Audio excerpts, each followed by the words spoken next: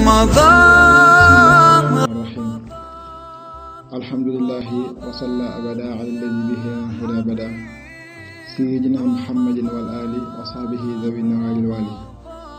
mbokki jullit yi mbokki taalib yi topp seen site internet bi DMD TV tey bàyyi xel mboolem nawaafil yi ñu jàllale ci weeru koor gi. mën ni tey ñu war a ànd ak yéen seen guddi gi juróom-ñeenteel gi.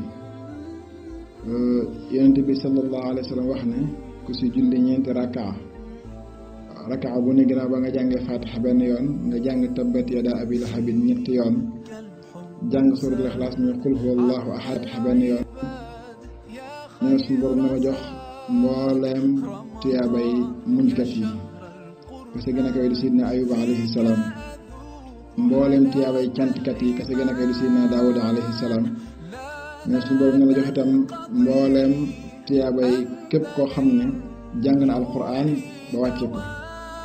mais di nga am itam tiyaabay ku jaamu yàlla juróom-ñaar fukki at yoo xam ne daa woor bëccëg ya guddee yëpp mu fanaane ko naafila.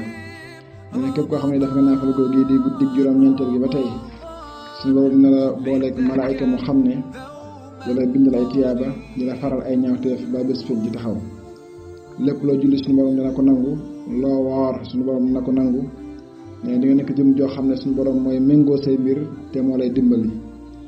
nee na képp koo xam ne def nga naafila googu di guddig juróom-ñeenteel gi itam dara du la lor ci kaw suuf. lépp lu xeetoog njàqaare ak tiis suñu borom nar a ko bëtin. nee na képp koo xam ne def nga naafila googu di guddig juróom-ñeenteel gi ba tey seytaane mi nga xam ne mooy fexeel gaa yu baax yi du la mën a dara.